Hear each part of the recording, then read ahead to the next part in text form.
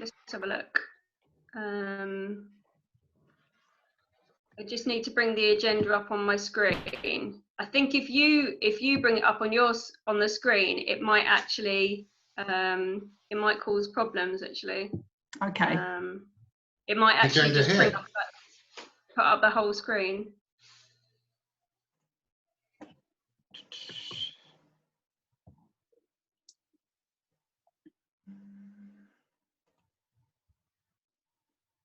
Sorry, just 1 second.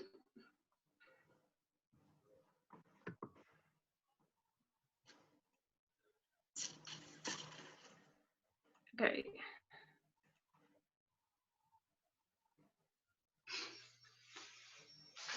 Does that work? Has that shared my my first screen? Oh, that's good. Yeah. Yes, I can see that. But only the top part of it. Yeah. Yeah. I can scroll down and you can see a bit more. Is that better? Yes, that's good. Yeah. Oh. Oh, and Councillor Pennington's going to join us for the meeting. Okay.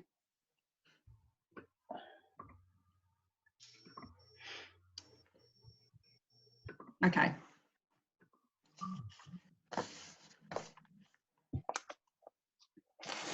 Okay. Is he here? He literally should be coming through any second now. Okay.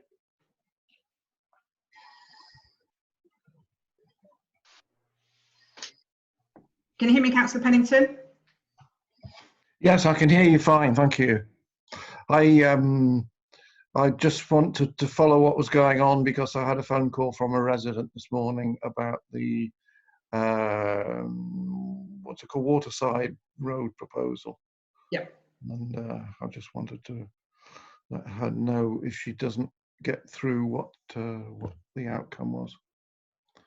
Okay, cool. Yeah, that's on the agenda. Yeah. Okay. Right, shall we start? Yeah. Okay, so welcome to the Planning, Highways and Environment Committee. I'm chair and Councillor Cornford is vice chair for this meeting. Have we got any apologies for absence, Jill? No apologies, no. Okay, super. And have we got any interests on the agenda this evening? No. No. Right. Super, thank you. Okay.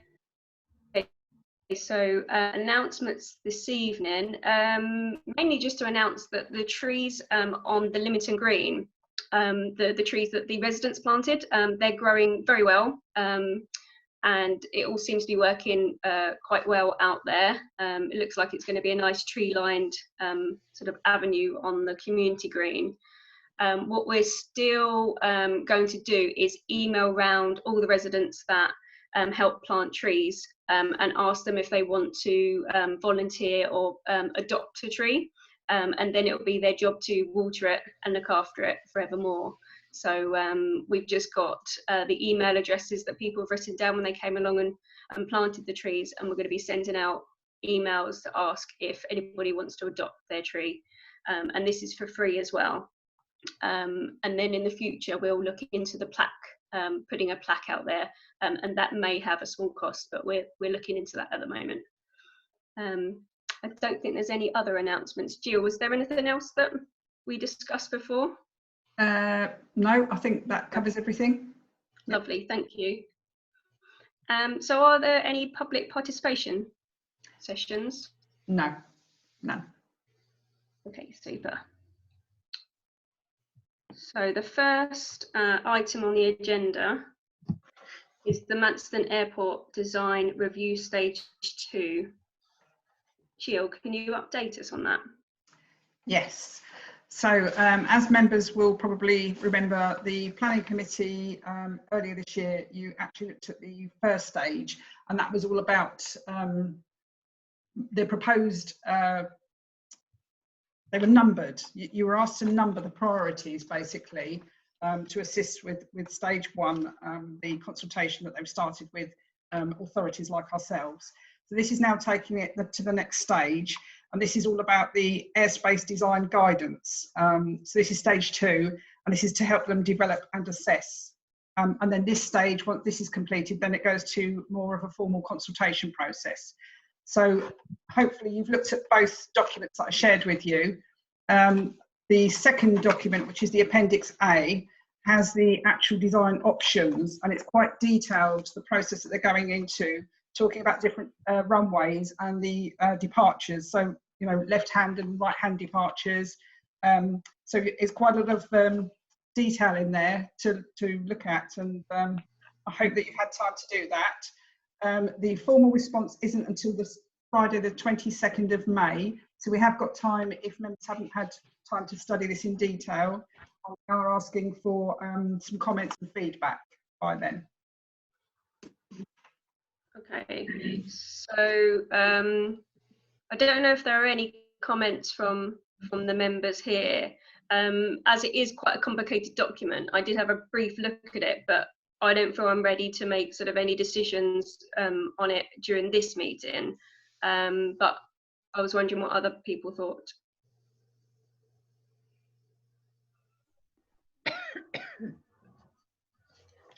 I thought it was, yes, it's quite complex, but I just wondered what other councillors felt about the options where it's mostly over the sea, over the estuary, the flying routes, and whether they would be preferential because the sea, obviously the fallout from the aircraft is quite considerable, and the sea would accommodate that, would manage that in terms of the environment. I don't know what anybody thinks. Councillor Page, you had your hand up.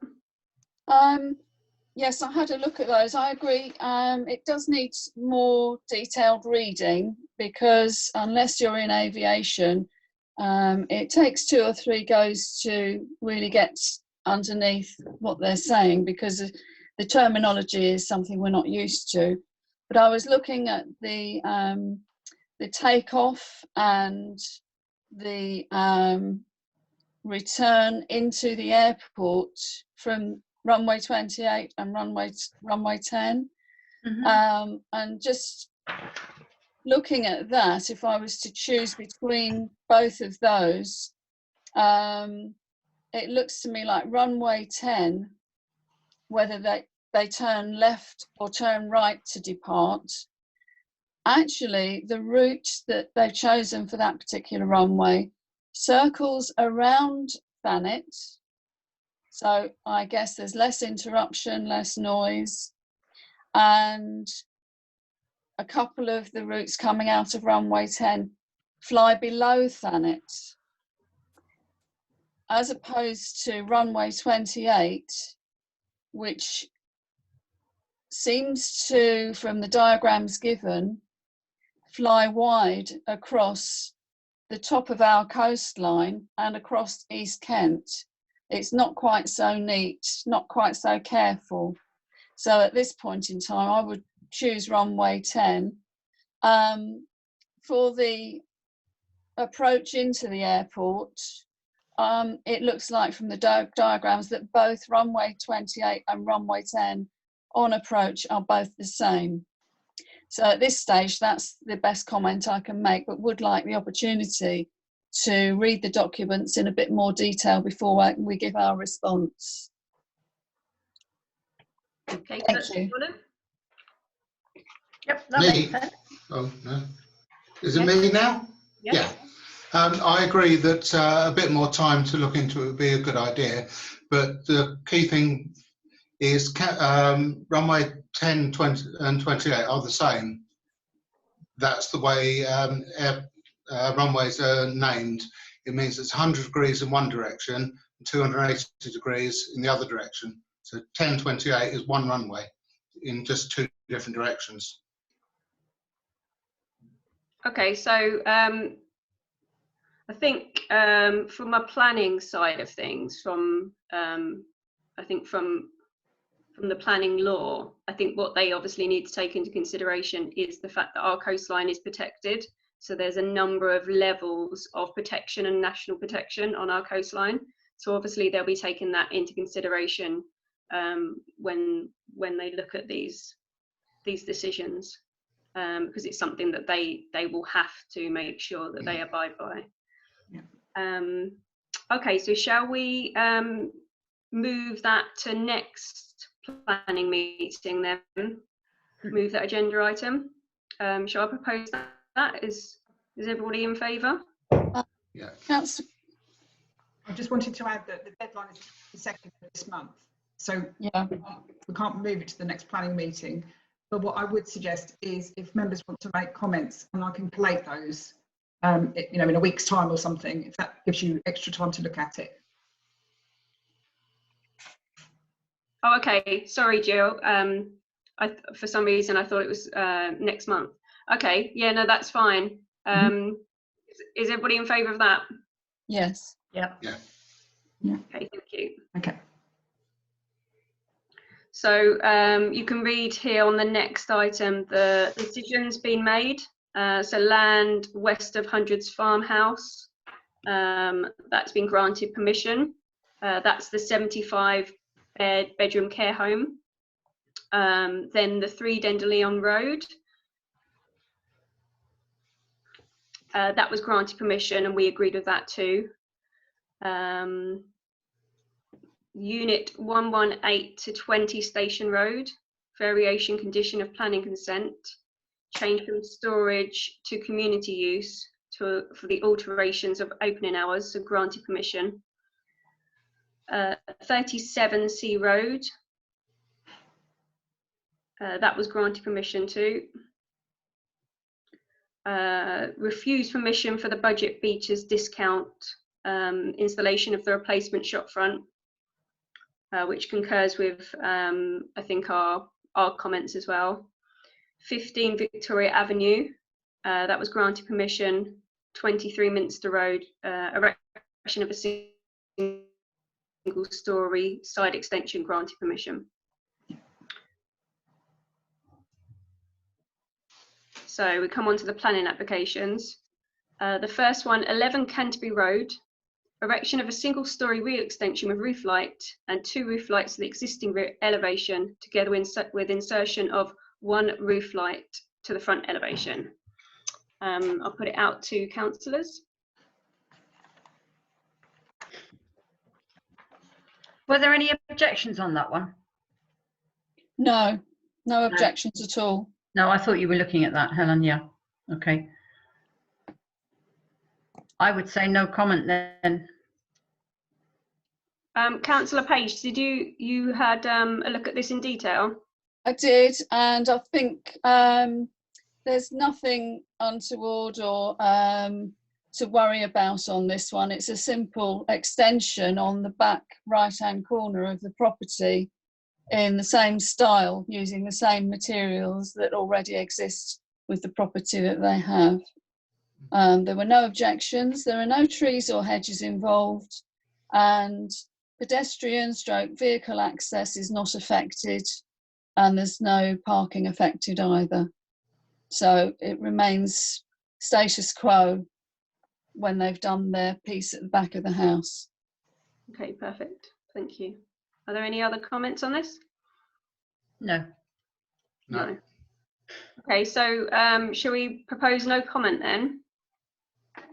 Yeah. Yes. Councillor Yeah, Paul, in second. favour? Yep. Thank Okay, you. super, thank you. So this next one, 46 St Bennett's Road, erection of a 2-story rear extension. I think Councillor Page, you were looking at this in detail as well? Yes, and again, there were no objections. There are no trees or hedges involved, because those are the first 2 things I always look for. Again, I think this is just a straightforward erection of a 2-story rear extension. And again, there's no pedestrian or vehicle access affected, and parking is not affected. So I don't have any further comments on that. Okay, are there any other comments? No, happy with it.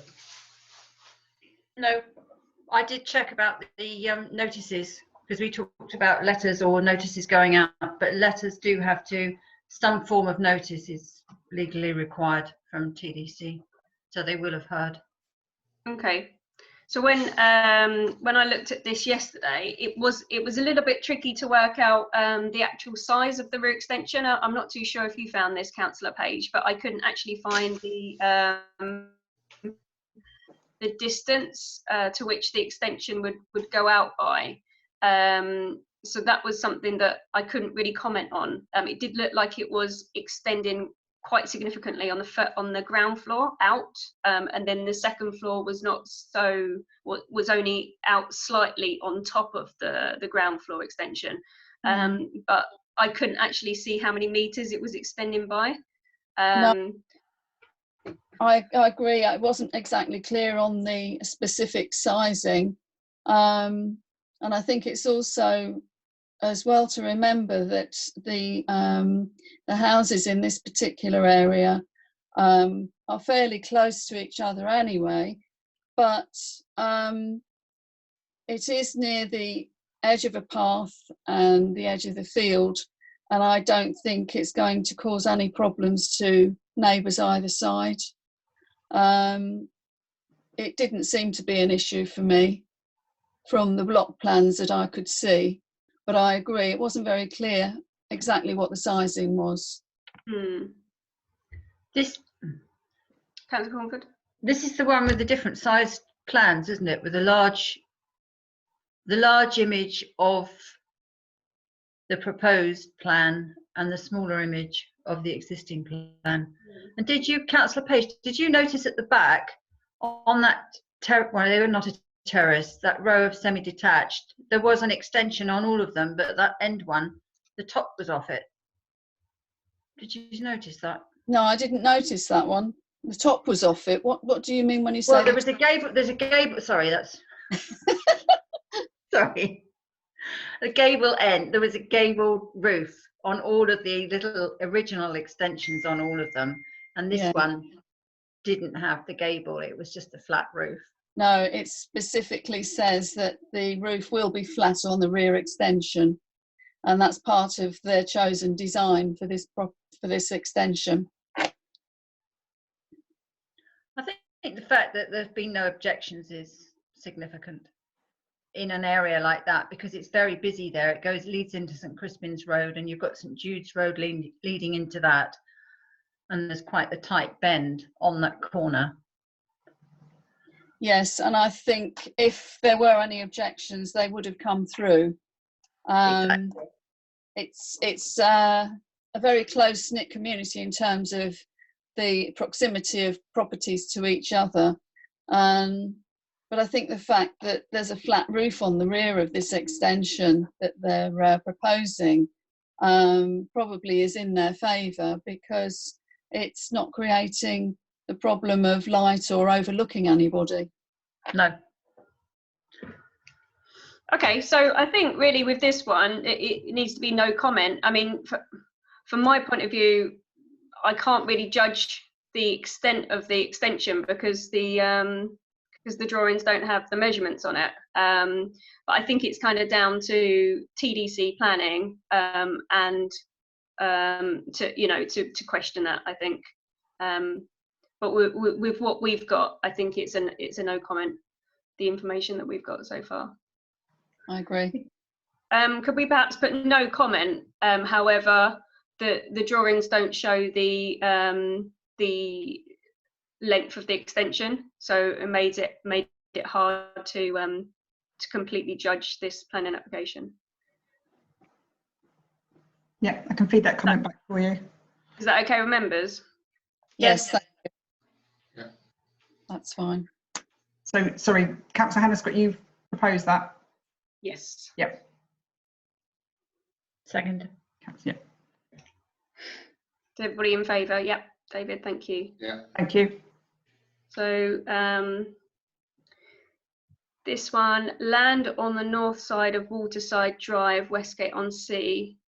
So from my point of view, I know that there's a number of residents that have called into the town council about this and to councillors and expressed their great concern.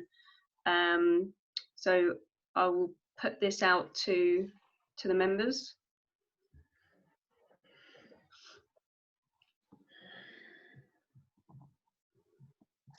Councillor David Wallen. Yeah, well, I totally object to it in any way we can. It's a very crowded area around there.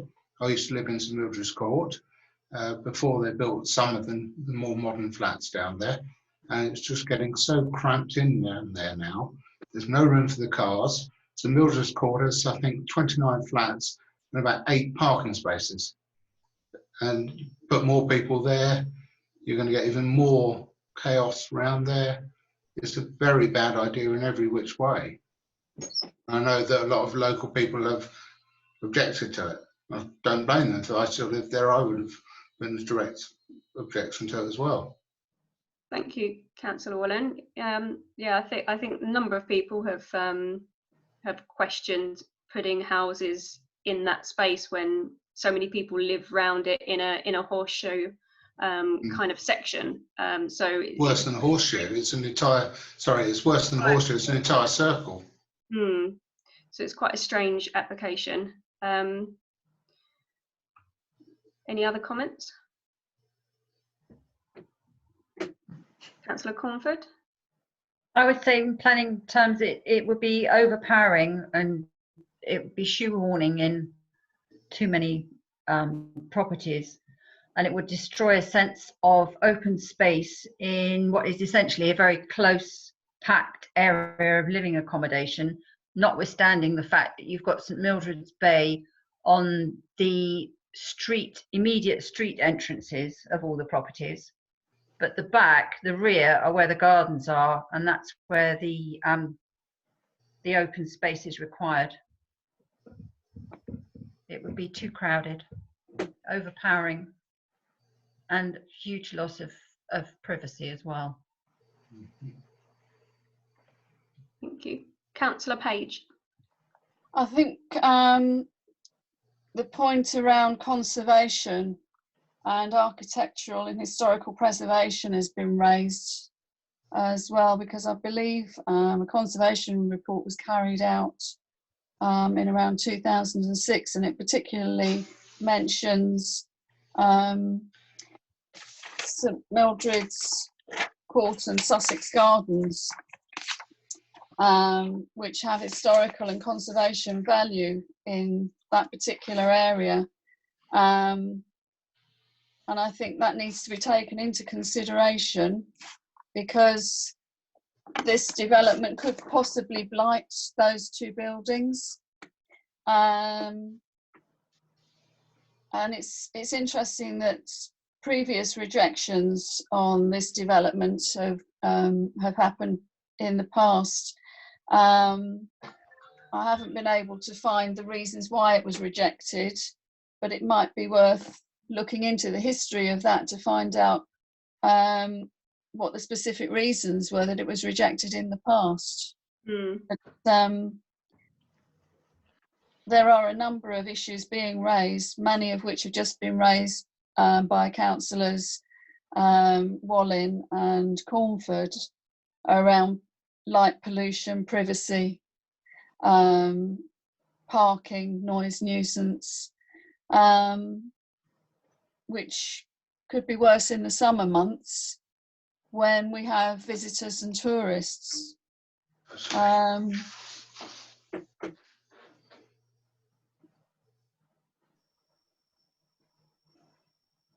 Okay, thank you. So I think sort of the material considerations, therefore, is overmassing of that area. That's a big one.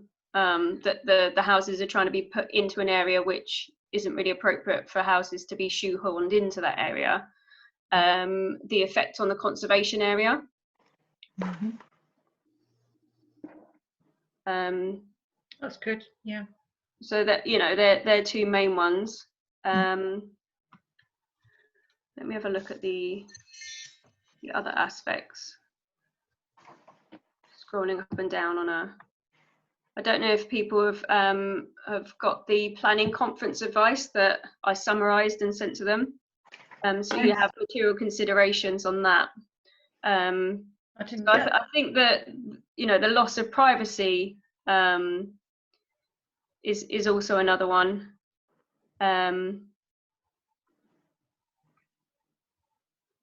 And you can have. They're the main ones, unless anybody else can think of anything else. Did you want to include adequacy of parking, loading and turning? Yeah, I think so. Around that area, that does seem to be, it could be an issue, couldn't it? Mm-hmm.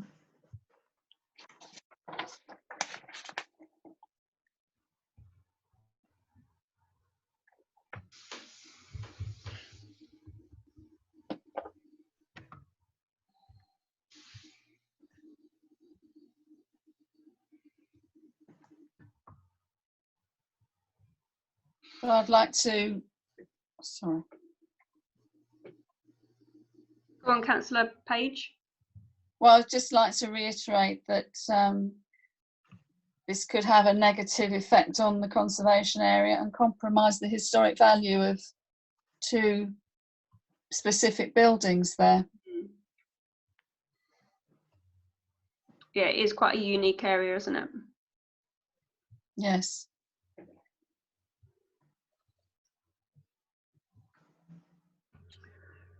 Councillor Crawford had her hand up first. Sorry, Councillor Cornford. At the moment, I can't see the Zoom screen. It's frozen. So I'm just trying to bring it back up. Oh, okay. No, I just wanted to confirm what the clerk said about the parking and the turning room, because from a direct experience, very recent, the last couple of weeks, I parked in that car park, and it's quite difficult, the access road, which wouldn't change if the central area was built on, and it was quite a hairpin, and a car coming in, another car was coming out, and I had to back, and then it's not suitable.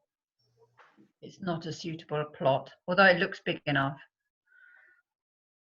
Okay, so we have conservation area issues, highway issues, and overmassing and loss of privacy.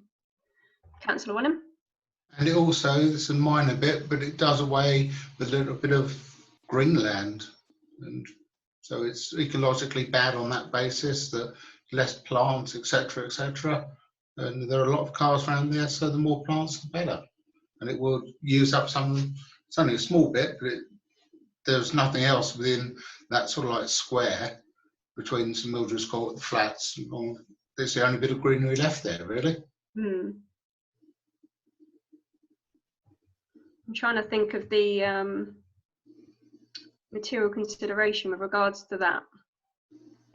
Could that be visual amenity? Yeah, visual amenity and landscaping. Mm-hmm. Effect on the landscaping.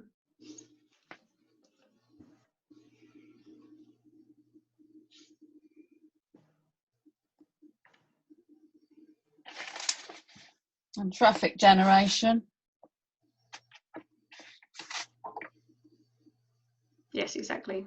Yeah, okay.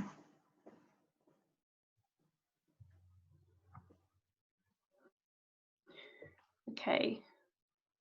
So we all agreed on those points? Does anybody need our clerk to repeat back the list, or is everybody happy with what we've suggested? Happy. Can we hear it once more? Okay. Yeah. Okay. So the first one was overmassing. Then you had number 2 was the conservation area and the historic value loss. Number 3 was loss of privacy. Number 4 would adequacy of parking, loading and turning. Number 5 was visual amenity and landscaping. And number 6 was traffic generation.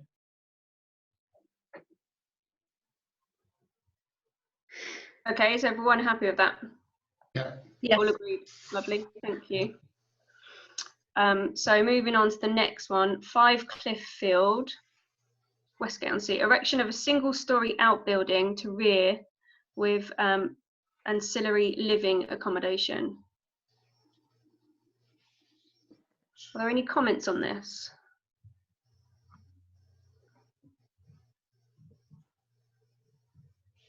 Councillor Cornford's got a hand up. Councillor Cornford. There were no objections on the application, and it's a close-knit residential area, so it would appear that any concerns would have been voiced. Okay. Yeah, from my point of view, the single story nature of it is not concerning. Has anybody else looked at this? I think I would have to. Councillor Page. Yes, I would agree with comments you've just made, and the note I made was it's only 1 story in height, and not much higher than the shed that's going to be removed, or the shed that's in the conjoining garden in the next door neighbour's property. So I don't see that as an issue.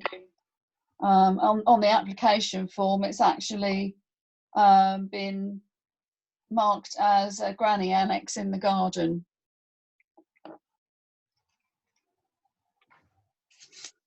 Okay. So would somebody like to suggest a comment on this? No comment. No comment. No comment. So all in favour, no comment? Yeah. Good, thank you. Okay, moving on to E12 Minster Road, formation of vehicular access and associated hard standing. So I went out and had a quick look along there. A number of the houses along Minster Road have vehicular access in order for them to park off the road, which along that road is a good thing in itself. There doesn't seem to be, well, there's no trees needed to be cut down for them to access their house, and the front of their house is hard standing anyway, so they're not chopping down any trees or anything like that and changing the visual amenity of the area to be able to park off and in front of their house. Has anybody else got any comments with regards to it? We had some other we had a similar application before, which we objected to because of the traffic, the width of the road, the amount of traffic and the width of the road.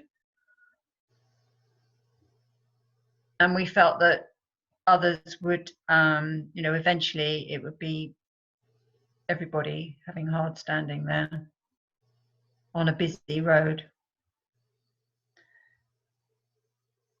Do you remember that? I don't remember that, and not in that particular place. I don't remember on that particular road. Right. Sorry, Councillor Cornford. No, that's all right, because actually that doesn't really make sense, does it? Because if it's a busy road, then you need to get your car off the road. Ideally. It's a tricky one. Councillor Page.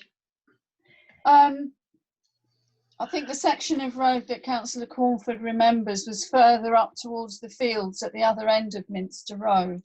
That's right.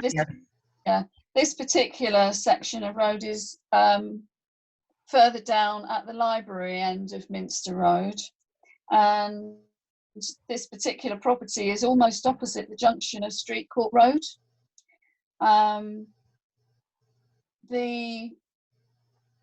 The thing I'd like to say is that I think this will have some benefits in terms of that particular section of road, particularly opposite that junction, because it will take a couple of cars off the road that would normally be parked there, where it is busy, and it's often quite problematic to come out of the Street Court Road junction to turn left or right into Minster Road at that point. So having some cars taken off and put onto a driveway, which would be created through the green verge that's actually there, in front of the house would actually, I think, be of benefit.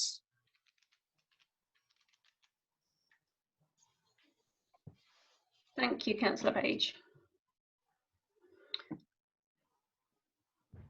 Are there any further comments with regards to this? No. Okay, so it seems to be a kind of a good idea, to be honest, with regards to this road, to remove the cars and, you know, be able to park outside the front of your house. A lot of the houses along that road do actually have hard standing and car parking out the front. So does anybody? Yeah, sorry about that. I was getting the ends muddled up. Because at the other end, there's everybody parks in the road, so the problem was visibility. Sorry. I mean, the only comment that could be made against this is that it takes away some of the soil and the grass, because there's a nice area of grass outside of everybody's house. So you've got the front of the house, then you've got the pavement, then you've got that big section of grass where there's trees planted. But in this particular case, there's no trees at all. So, but it obviously does take away some of the grass for them to get their car off the road. So that would be the only negative aspect. There also is a bus stop. So if we were going to say we approved it, then it would be approved with Highways permission, because I think they probably need to take that into account as well. Yeah. So can I suggest that we approve that with Highways comments? Yes. Helen, thank you. Councillor Cromford? I'm going to abstain on that one. Okay. Councillor Wallen, are you okay? Can you hear me? I can at the moment, yeah. And I'm happy with what you're saying, so yes. Thank you. Okay. So if I can just clarify, you want to approve, but subject to KCC permissions? Yeah. Yeah. Okay.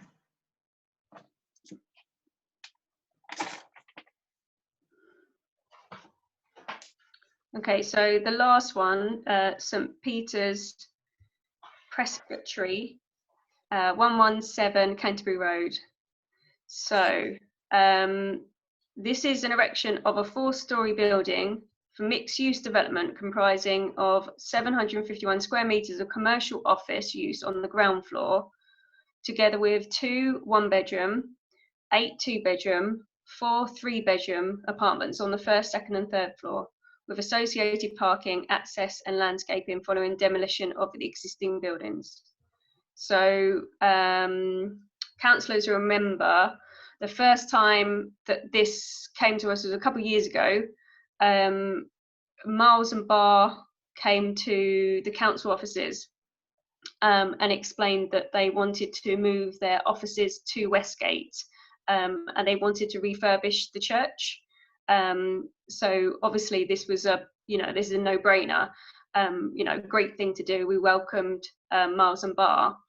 However, then we had a planning application. They explained that actually to convert the church was rather tricky. So instead of converting it, they were going to demolish it. However, the planning application that came in before was a very large building, and we had a number of concerns with regards to the conservation area, the number of trees being cut down, highways issues, overmassing, the effect on the neighbour. So now this is a reapplication, and so we need to sort of look at this application and try and work out what the changes have been, what changes have been made, and look at it again. So this is the second time it's coming in. So I open it up to councillors.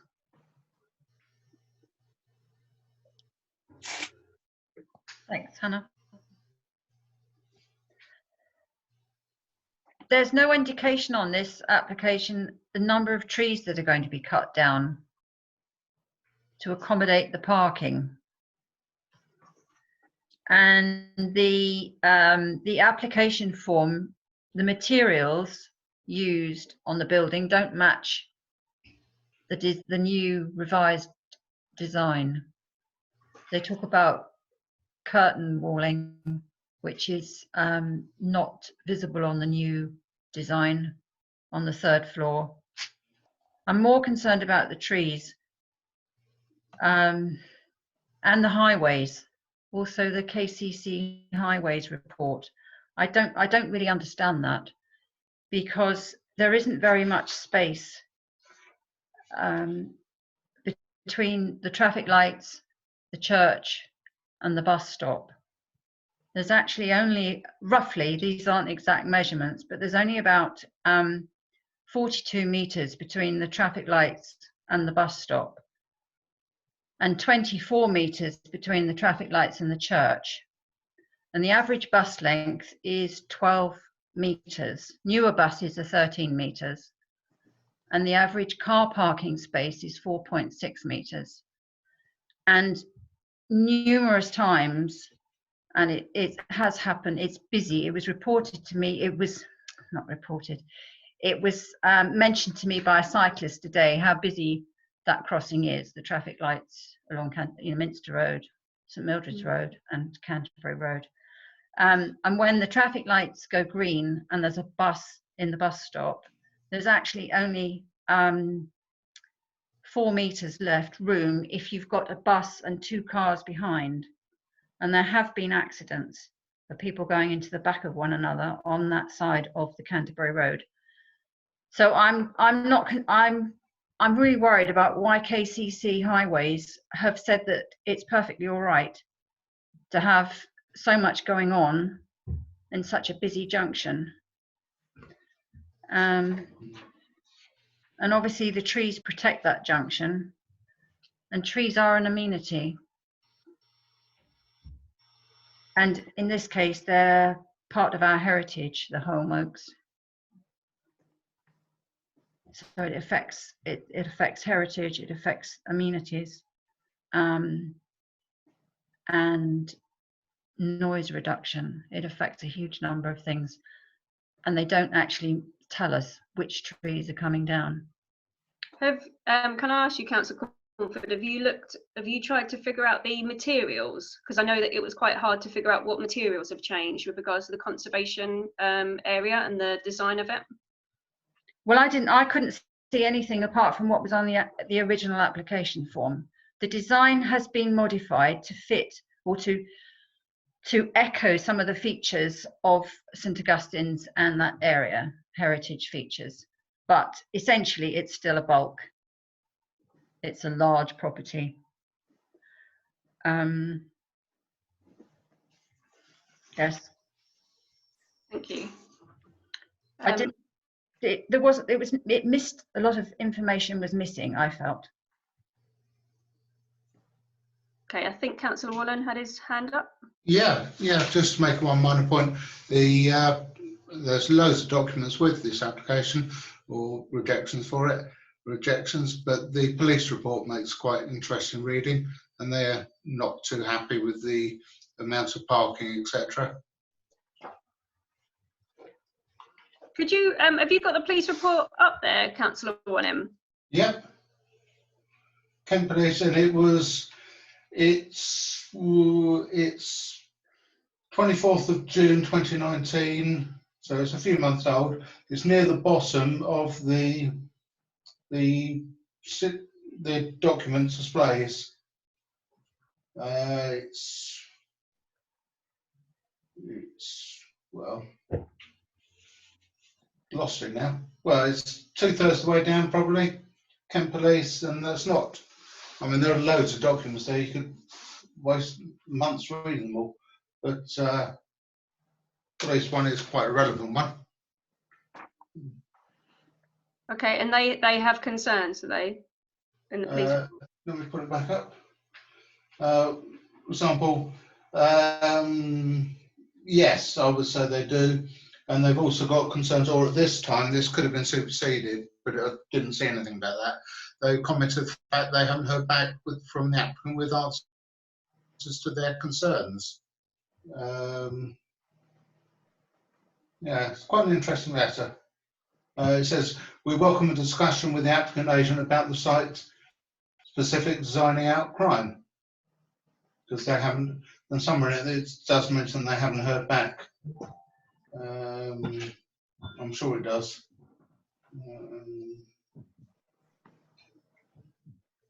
Okay, thank you. I'll yeah, we'll have a look at that in yeah, it's worth a read, but then as I say, there are a lot of documents there, there's a lot to read, but this one does, and they mention things like parking and the fact it's, I would say, probably a bit OTT is their view, and it could cause issues. That's how I'm reading it anyway. Okay, Councillor Page. Yes, I was just going to add to Councillor Collins' summary then that it is in relation to designing out crime that Kent Police are concerned. It is an area that they look at seriously now for every development to make sure that it's safe for people to live and isn't going to create any crime. But their letter says that they've had no consultation with the developers. But I would like to just make the comment myself that going through all of this application, many of the documents, the letters, are over a year old. Apart from the design on the building itself, none of the other information seems to have been updated or reproduced with more up-to-date information. Even the tree report is still dated 2017. The ecological report is over a year old. But there is considerable mention on the highways issue about widening the access to this property, and the need for, in particular, addressing refuse and recycling, because there's been no mention amongst any of the plans to accommodate that, or the fact that they have been advised that a full-size recycling vehicle would need to access the premises, and that vehicle would be, from what I've read, a 13-metre long rigid vehicle, and that would have to go in, turn and come out again, and that is a consideration because there doesn't seem to be enough room without removing some of the trees along the front perimeter or some of the car parking that they say they have planned.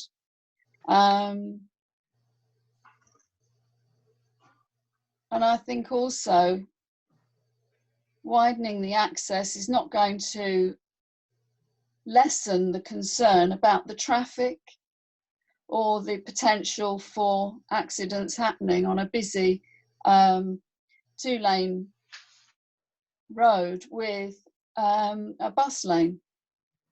There are also concerns about traffic getting to Birchington or to turn right to go to Margate. And this has been compared with the application for the Sainsbury's development that was planned near 100 Stables a few years ago, because the same traffic issues were part of the concern there. So it's really being replicated, but in a different way. But many of the documents involved in this are still over a year old, some of them a couple of years old. And the information we have is not up to date, or they haven't actually answered questions of authoritative bodies who've wanted information or answers to questions. Yeah, thank you for that. So one of the things that I was a little bit concerned about was the fact that we're sort of getting the documents and then trying to play spot the difference. But when I spoke to the planning officer this morning about it, he said that this is a normal thing, that developers change the application and then send it in. And they're not asked to send in a new design and access statement, which I'm not too sure why that is, because what's actually, if they had done that, so he explained that they have actually widened the access, and some of the documents he hasn't actually put online, so that was a little bit tricky, and he started to sort of then put it online this afternoon. So he's put one online which shows that they've widened the access, they've been able to do it without cutting a tree down, which is great, and it shows that a vehicle could come up and turn round, or could come up and then come back again. I'm not too sure whether the vehicle could turn around. I think it looks like, well, I mean, I can't even understand the diagram, but it looks like a refuse vehicle could actually access the site, but I'm not totally sure whether they'd be able to access the site and then turn around. I couldn't tell because the document was just uploaded this afternoon and I didn't have enough time to look at that. So there are still sort of concerns over those type of things, but it does make it very hard to deal with a document that's been slightly amended without some kind of document explaining what's been amended. So that's just one sort of overall point. So then I asked him, well, what's been amended with regards to the trees? And he said that it's the same as in the design and access statement. So some things in the design and access statement are the same and some things have changed. But then you had to just, you know, you've got to guess which one's changed and which ones hasn't. So he said that tree T16, T17, 19, T26, T27 and 28 and 29, they're the trees that they want to cut down. So when you look at let me see if I can share this report with you. Share screen. Let's have a look. Okay, so this is from the tree survey. So if we look at tree 16, it's a small pine. So when we were looking at that before, I already mentioned that small pine, it's in the way of any development, so that's not really a concern. You know, any developer or anything that had to take place on that site would need that tree cut down anyway. So I think that's neither here nor there. Then we've got T17, and this is a home oak, and it's 13 meters tall. And then you go across. Can everybody see my cursor? Is that moving? So Yes. Am I taking you along that line? Okay, Yes. so M means it's mature, G means it's in good condition, and then this ERC means that it's got over 20 years left of, you know, of its life, more than 20 years. So that's a really big home oak. Then number 19, home oak, that's 16 meters tall, mature, good condition, fair condition, that one, and they suggest it's only got 0 to 10 years left. So then we move down to 26. 26, 27, 28 and 29. Yeah. So 26 Rowan, so that's 8 meters tall. That's semi-mature, good condition. And then the Malus is quite a small tree. Cherry, that's much bigger, that's 13, that's a mature tree, you know, good condition and over 20 years left. And a Leyland cypress. So we've basically got 1, 2, 3, 4, 5, you know, trees that are quite large, good condition. There's one tree, the T16, as I said, that, you know, anybody would have to cut that down. The home oak that maybe is in a fair condition is more questionable. but it's just, you know, this development is quite large on the site. If it was slightly smaller, it would need less car parking spaces.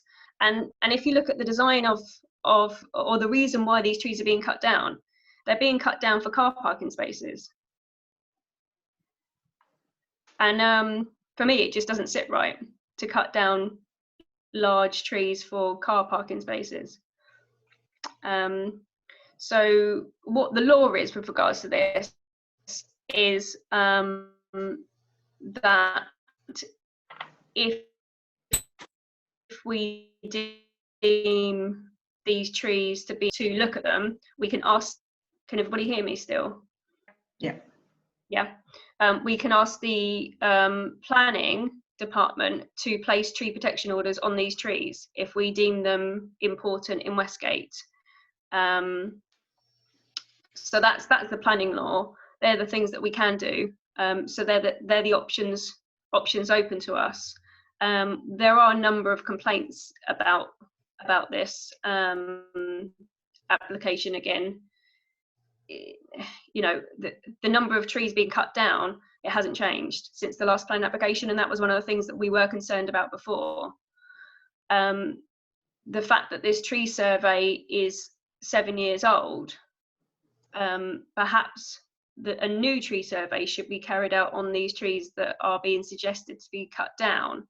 Then if they're still deemed to be of high value, you know, that independent tree survey we should be able to see that, and then we can decide whether we're going to push for a tree protection order on these trees. But it does seem to be a real shame to have trees cut down for car parking spaces. That's criminal.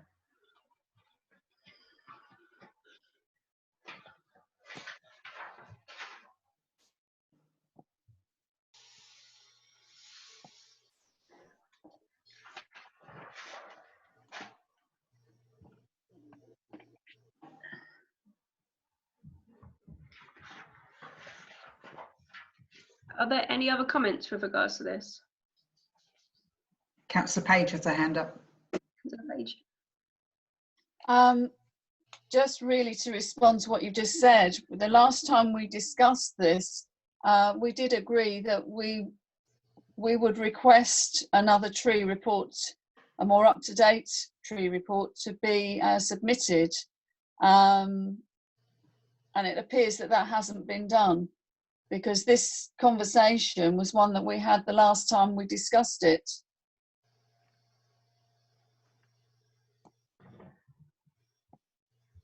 Yeah, exactly.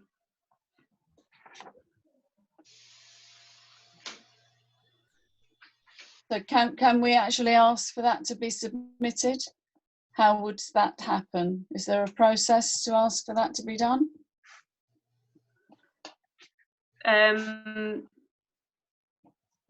Yeah, I think with regards to this, you know, it's the law that they have to state which trees are going to be cut down. Now we know what trees they're still wanting to cut down. I couldn't find it when I first was looking at this application, but just now we've been told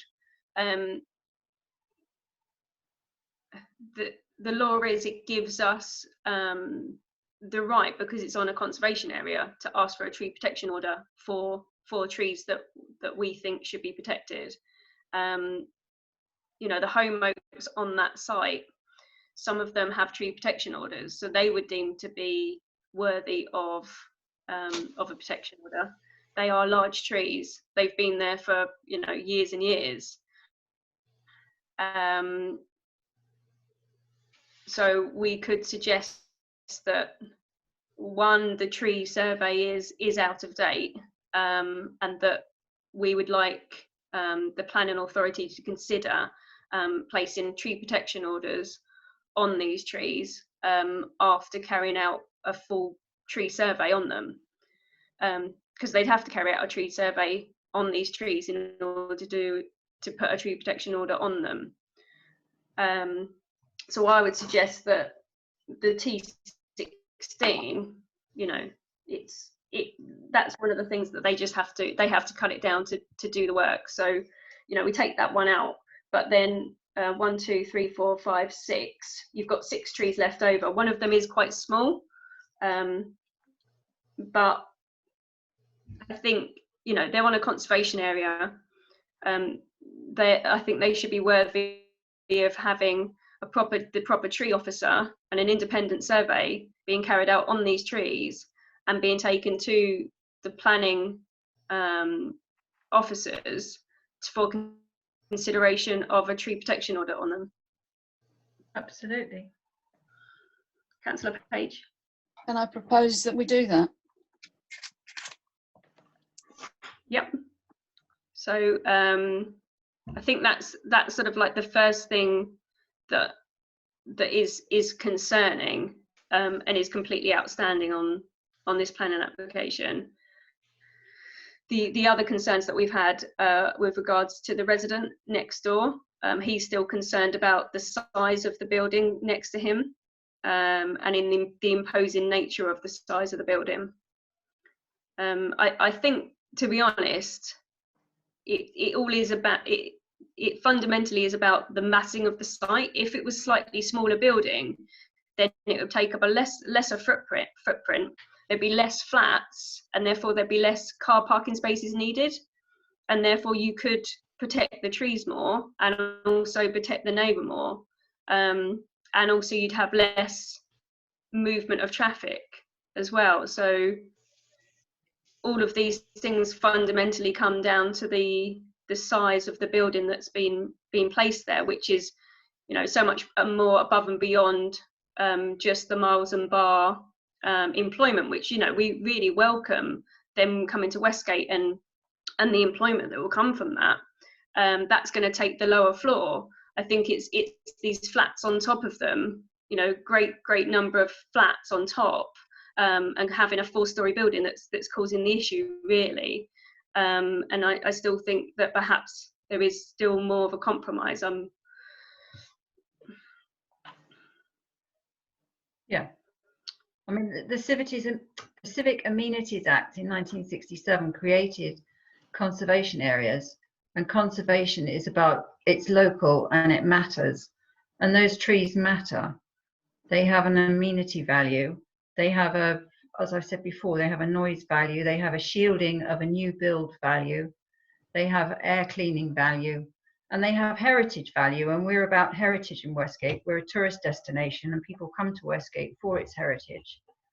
And, you know, to remove that for the sake of an extremely large building, which is also overshadowing the Countess Mountbatten Court behind, but they're in a difficult position because they have to access both the land of Summerlands and the land on the St. Peter's site.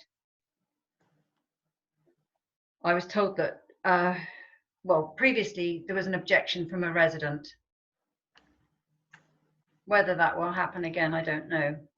But then what they objected to still stands, really. Loss of privacy, loss of outlook. And also trees have, for the people in the treetop house, or tree view house, was it, Councillor Scott? At the back in Minster Road, they objected.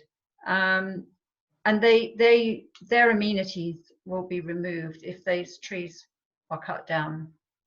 Because if you can see, the number of people who can see the trees, that's important as well. Yeah, the number of people who benefit from the trees. I think that's an important point to make, is that it's not just about the view of it from the front, from Canterbury Road. If you walk along Minster Road, those trees are visible from Minster Road as well. And it creates a lovely sort of woodland which mirrors the trees in the library. So it's not that the trees from Canterbury Road, when you're looking at the church, those trees at the front will be safe. They have tree protection orders on them, you know, straight down. They, you know, they have tree protection orders. But the ones at the back, they don't have these tree protection orders. And people might then say, well, you can't see them. but you can from Minster Road, and it's, you know, so this is a tricky one that we've got the application back in, and there's no reduction in loss of trees. So The ones without TPOs it's are just protected. Sorry. I thought you'd finished. I didn't hear. The trees without TPOs on are protected by section Go 211. on, Councillor Cornford, I'm finished. It's the reception is funny. Okay.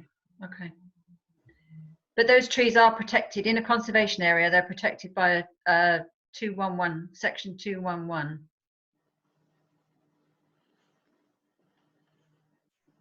Hello? With Councillor Scott. She's gone.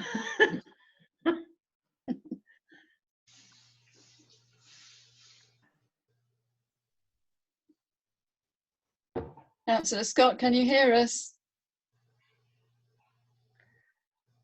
No. No. Darren Brown, in fact. She's coming back.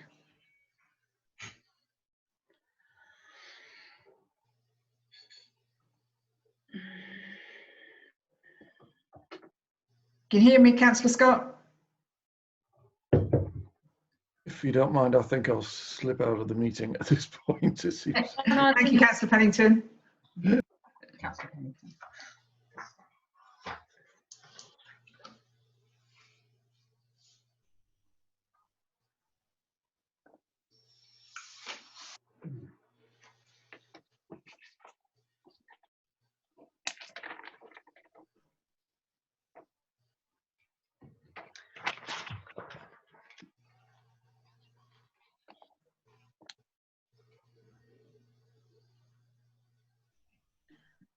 Yep, also for TPOs,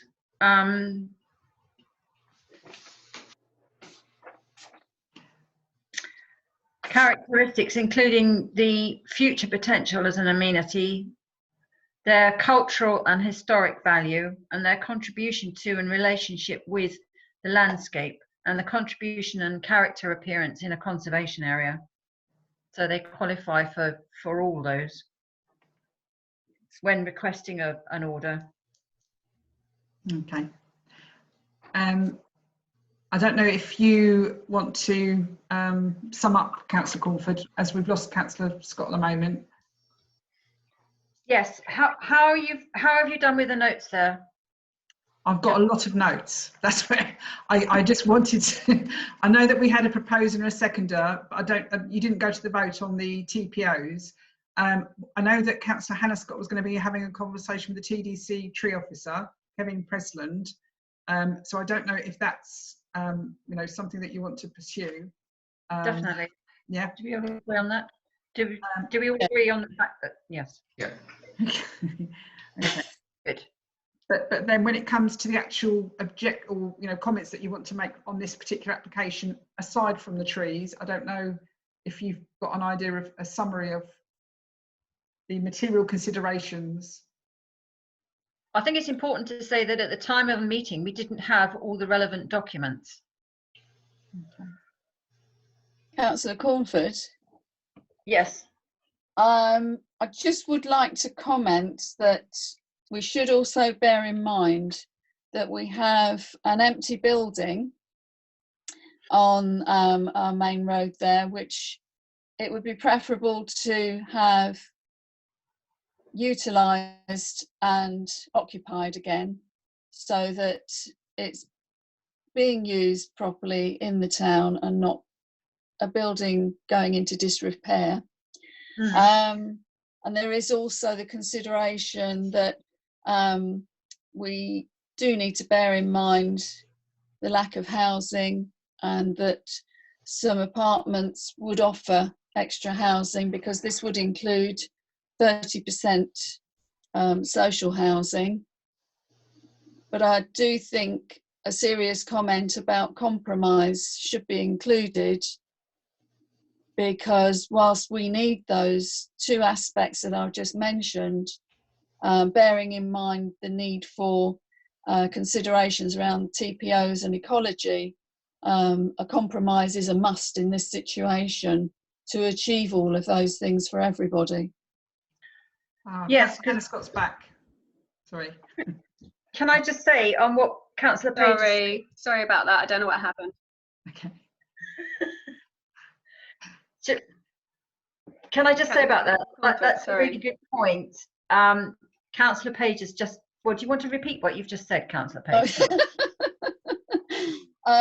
Given everything that we've discussed, I just feel that the word compromise in this situation is vitally important, because everything that's been discussed so far is very important and everything has to be taken into consideration.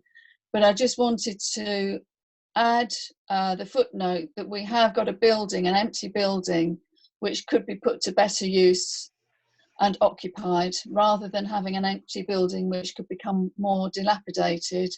And also to bear in mind the need for housing, and this would offer some accommodation in the form of apartments, 30% of which would be social housing. But in order to meet all of those aspects, there would need to be a very big compromise to meet all of those needs on this particular plot. Thank you. Thank you. I think you know, we do need to kind of say that we can see that there's been a change of design with regards to the conservation area. So, Councillor Cornford, can you hear what I'm saying? Minimal. Okay. Minimal. Yeah. A Okay. minimal change of design. Yeah, you It's looked at not. some of the change of the design, and instead of it being a flat roof, which wouldn't have suited the conservation area, it's now a pitched roof. So there has been some change in the design. We haven't had the CAG report, unfortunately, so we don't know whether they agree with the change in design and whether it fits with the conservation area. Mhm. And also we're finding it tricky to tell because of the lack of information on the design and aspects. So we're not too sure what's changed and what hasn't really. So we want to kind of note that, you know, that those changes have been made, and note that the trees at the front have obviously been protected, but there are still massive concerns over highways. There's concern for the neighbour with regards to the proximity of a very large building, and due to its size, there is a need to cut down 7 trees for car parking spaces. Which affects the character. Which one affects the character of that area, especially sort of the feel of it and the look of it from Minster Road. And also just the fact that, you know, we haven't got many trees left in Thanet, and to cut down trees for car parking spaces is sort of everything that the town council stands for, really.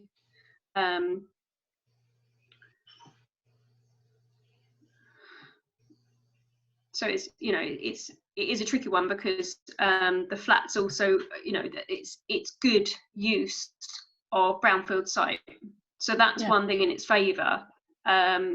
So there's not all negative aspects about this. This is, you know, this would be great if there was just less, you know, if it was slightly smaller, and there was.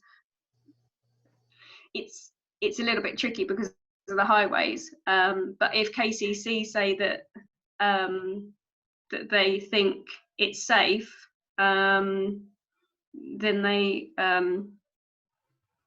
they've obviously done the studies on it. But I think we would really like to see those studies, because common sense tells you that there could be some problems here.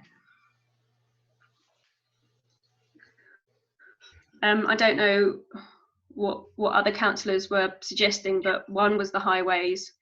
Our main one is the trees, and the others were overmassing and proximity to the neighbour. Was there any other material aspects to this application that we were concerned about? Councillor Wallen?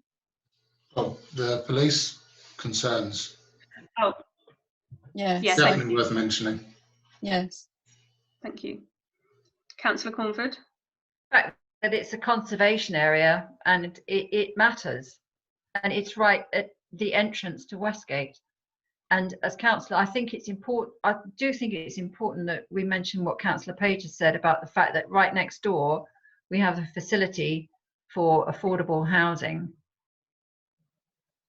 And this is a large mass, and yes, it's good, but it needs to be within the confines of our conservation area.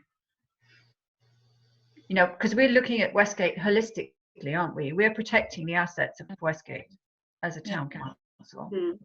Yeah, it's nothing personal at all. No. No. So I think we still have concerns with regards to.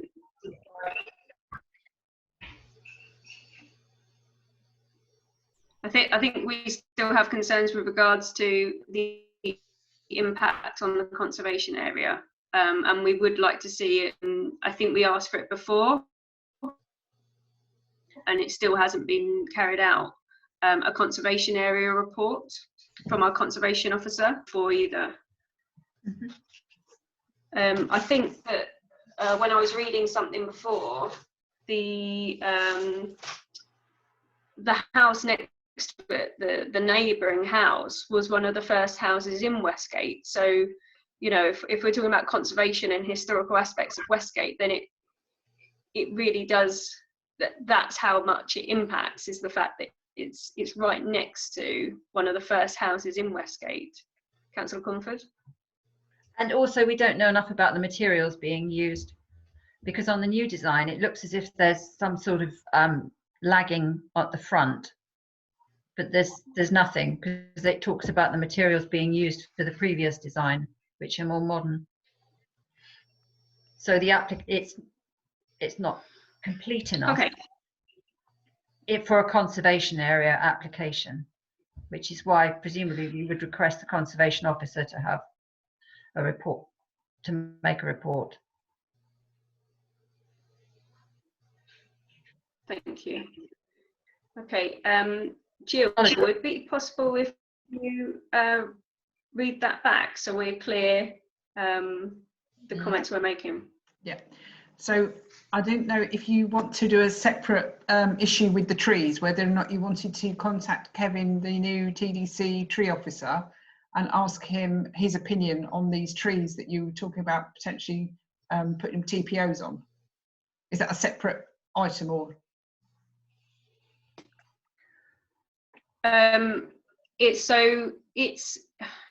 We can do it like that, but with regards to planning, I think we speak to, or we put in a request to the planning department to investigate possible TPOs on these trees, and they should enact that themselves. I think that's the way that it's supposed to happen.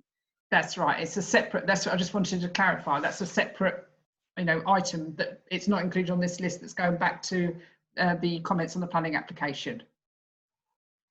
No, I think it does. It is included in the comments, because when I spoke to Duncan this morning, I asked him how it works, how the TPOs work, and he said that you request that TPOs are investigated on the trees or are placed on the trees, and then the planning department decides whether they should have TPOs or not. And I think it's their job to then follow it up. Ask Kevin, the tree officer, do you think that these should have TPOs? What value do we put on these trees? I don't think it's for us to kind of do that work. Okay, so I've got highway concerns.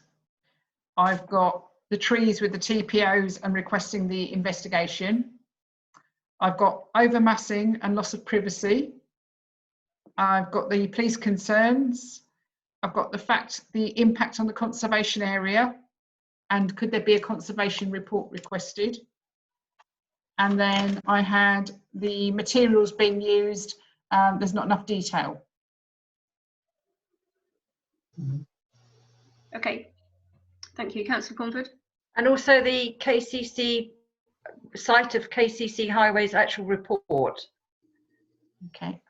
because that's a mystery. It really is on that busy, considering that the lack of distance between the traffic lights and the entrance and the bus stop. There's a lot going on there. And can we say about the trees, can we use the word conservation when we mention the trees initially, and then can we say the overall conservation aspects of the area? Because it is important that it's the conservation area. Yeah. I mean, if we can't protect that, then well, we can do our best. Okay. You know, it's Okay, there. so It matters. would somebody like to propose those? Councillor Walling. Councillor Page, your second. Yep. Okay, all in favour? Yeah. Thank you. Thank you. So we've got one addendum. Oh yes. So this is a tree in St Augustine Park. It has a TPO on it. I had a little walk around there to have a look at this tree. It does have quite an angle on it. So if I was managing the site, I would be a little bit concerned about this tree. It's not a big tree. It is amongst other substantial trees. So there are very grand trees in this area. This one is quite a skinny tree. It's quite tall, and it kind of looks like it's trying to be there, but not quite. It's not quite sort of making it, and it didn't really have enough space to grow in the first place, so it's grown wonky.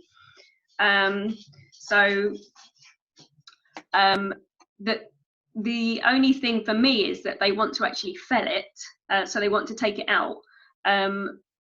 My gut feeling is that, you know, they need to do something with this because it does look a little bit dodgy to me. However, I'm not a tree officer, and my concern is that if they take it out, will there be an effect on the trees right next to it? So I would suggest that it needs some kind of tree expert to go down there to make sure that if it is approved to be cut down, it doesn't actually affect the trees around it. And so if it did affect the trees around it, perhaps pollarding would be better to kind of just keep it under control. So that's what I'm thinking at the moment. Councillor Cornford. I'd like us to suggest that they look at pollarding it,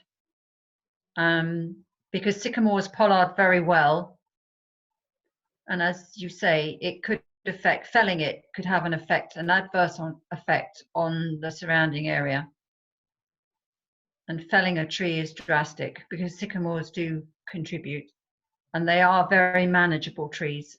We manage quite a lot of sycamores at work, and they provide a canopy, they provide shade, they provide toxin reducing ability, they provide habitat, and we are short of trees in Thanet. So I think it would be, I would like to see us recommend it's pollarded, but equally if we, you know, maybe have a report from TDC to confirm that, like you say. I don't know. I don't think you can probably see this. Can you see this? Yeah. Yep. Can you see it? Let's have a look. Yes. That's lovely. What's wrong with that? Right, you see the one that's going towards the house? Yes. There's a big one, and Yeah. then there's one that's going right towards the house. It's a little skinny thing. So all of the rest of them are very large, and then this little skinny one seems to sort of like be trying to grow. And it's growing out at an angle, and it's just not doing very well anyway. Towards the house. Can you see that image? Yes. Yes. So, Just Scott, yeah, it might be an idea just to request a proper assessment from somebody who knows how to do this properly, because it looks to me like pollarding is a good idea, but it also looks like it could do with some assistance to help it rectify its position, or at least stabilize it in some way. There should be a proper way of doing that, but it would need to be assessed properly and a report provided. yeah, Councillor Convent. I think it's just growing according to the light. I don't think it's unstable. It's just leaning in, to get as much light as possible. But it does look very much like a candidate for pollarding. It would appreciate pollarding because it's just been left. It hasn't been managed. And trees in a cultivated environment really need to be managed. Okay, so shall we suggest that this needs to be assessed by a specialist before we judgment? We understand that the tree is at an angle, and we understand why they might want to do something with it, but until it's assessed by fully assessed, then a decision can't be made. Councillor Conford. I'd really like to see us say we would like to see it pollarded, but appreciate that an official assessment would be a good idea. Yeah, so if at all the tree can be saved. Sorry? So if at all, we would prefer the tree to be saved and managed or pollarded instead of being felled. Yes, because it looks as if it's exhibiting management requirements. It needs to be managed rather than felled, because for the reasons that we've said, which is the scarcity of trees and the fact that it performs a useful task constantly. Shading, detoxifying. They have said that they will plant another tree in its place if they fell it. But we know that a tree that's grown for X number of years has got vast amounts of carbon stored. So by cutting one down and replacing it by a small tree, it's not the same. However, we do understand that something needs to be done with this tree. Yeah, well, can we include that as well? Carbon storage that you've just mentioned.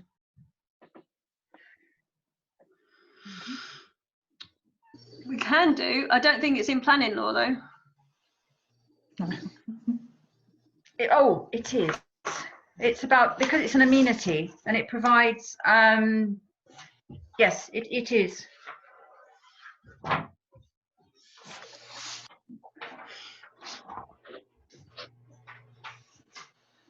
I've forgotten the exact words, sorry. But it is an amenity. So it would be a loss of amenity if it was felled. I'm not very good with my notes, I'm sorry. That's okay. No, I appreciate that it's a loss of amenity, but I think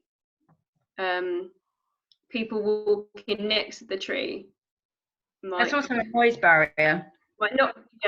Might not consider it being an amenity because it looks like it's going to fall on them. Okay, all right. Did they say what kind of tree they were going to replant? But that's why a proper assessment to be done of the tree would tell us exactly what can be done to maintain the tree in its current situation so that it's safe and that it doesn't lean any further and it's maintained in a healthy condition. Or alternatively, the report might suggest that it should be taken out, but without the report, you don't know either way. No, I suppose I'd just like us to say what you know, to make a suggestion. Sorry, Joe, this is dragging on. To make a suggestion rather than just hand it over. That's all. Yeah, I think the suggestion is that we would prefer for it to be saved rather than felled. Yeah. And you know, the options could be to stabilise it or pollard it. However, that's from, you know, from a non-tree officer's point of view. Okay. Okay, super. Can you read back what you've got, Jill? Sorry, it's probably a bit Okay. jumbled.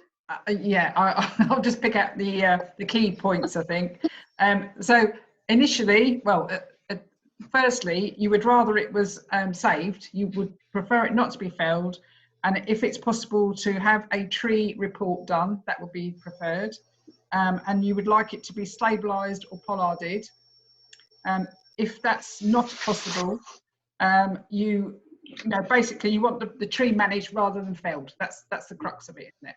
Yeah, and if you could just make it clear that, you know, we're rejecting this application because there is no official tree report on the tree. Yeah. So therefore, we don't know what the options are. Yeah. And we feel that felling the tree should be the last option taken. So it's an objection with comments, I think. Yes. Thank you.